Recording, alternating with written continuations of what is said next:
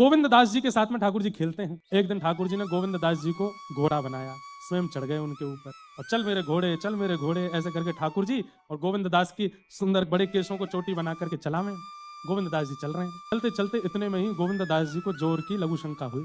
अब लघु शंका जैसे इच्छा हुई, गोविंद दास जी ने ठाकुर जी से कुछ नहीं कहा और चलते चलते ही वस्त्रों में ही ये दृश्य किसी ने देख लिया। लोगों को तो दिखना चाहिए बात बनाने के लिए कुछ भी।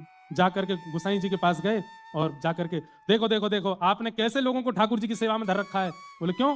बोले देखो आज गोविंद दास क्या कर रहे थे। बोले क्या कर रहे थे? अच्छा, लोगों को ठाकुर जी नहीं दिखते थे कि कमर पर ठाकुर जी बैठे हैं? लोगों को दिखता था गोविंद दास जी ऐसे घोड़ा बन के चल रहा अकेला। बोले क्या कर रहे थे? बोले कि लोग बागों को खड़े होकर के लघु शंका करने के लिए निषेध कहा गया है, बैठ करके लघु शंका करनी चाहिए।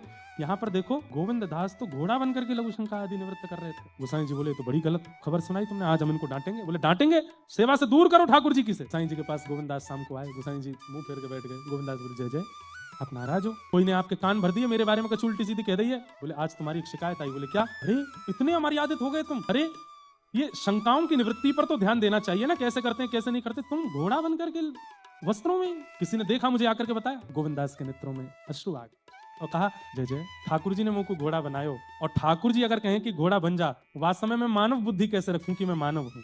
मानव बुद्धि रखूंगा तो ठाकुर जी से कहूंगा ठाकुर जी हट जाओ, उठ जाओ, मैं शंका निवृत्त है कि आ जाऊं। ठाकुर जी ने जब घोड़ा बना दियो तो घोड़ा तो चलते फिरते ही निवृत्त हो गया, हमारे में चलते फिरते निवृत्त है गया। गोसाई जी को जब ये दोष स्पष्ट हुआ, ओहो, ये दोष नहीं था, ये तो भक्ति की चरम स्थिति थी।